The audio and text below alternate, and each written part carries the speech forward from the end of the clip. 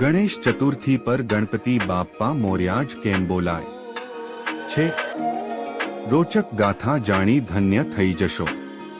નમસ્તે મિત્રો, જો તમે અમારી આ ચેનલ પર નવા હોય તો ચેનલને સબસ્ક્રાઇબ કરો। ઇતિહાસ અનુસાર આ કારણે જ્યારે ગણેશ વિસર્જન કરવામાં આવે છે ત્યારે ગણપતિ બાપ્પા મોર્યા આવતા વર્ષે તું વહેલા આવોના નારા લગાવવામાં આવે છે।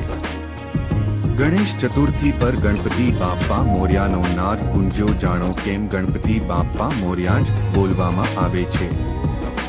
ગણપતિ બાપ્પા મોર્યા શબ્દ પાછળ ગણપતિનું મયુરેશ્વર સ્વરૂપ હોવાનું અનુમાન। વક્રતુંડ મહાકાય સૂર્યકોટી સમપ્રભ નિર્વિઘ્નમ કુરુ મે દેવ સર્વકાર્યેષુ સર્વદા। ભાદરવા માસના શુક્લ પક્ષની ચતુર્થી એટલે ગણપતિ ચોથ, જેને આપણે ગણેશ ચતુર્થી તરીકે જાણીએ છીએ।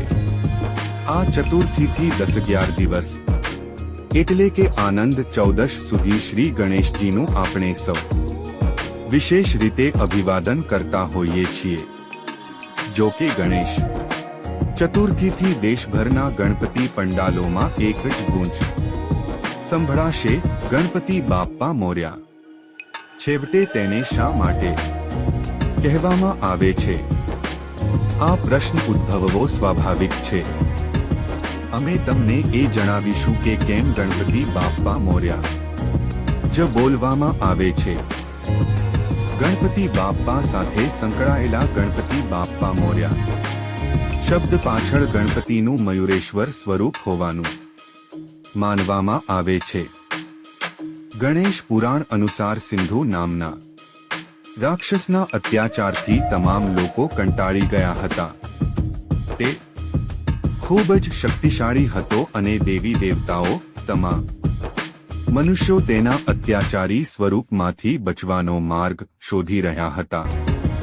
બચવા માટે દેવતાઓએ ગણપતિજીનું આહ્વાન કર્યું।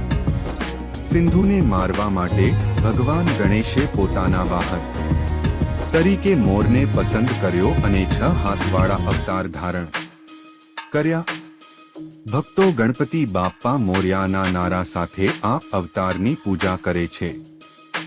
આ જ કારણ છે કે જ્યારે ગણેશ વિસર્જન કરવામાં આવે છે ત્યારે ગણપતિ બાપ્પા મોર્યા આવતા વર્ષે તું વહેલા આવોના નારા લગાવવામાં આવે છે।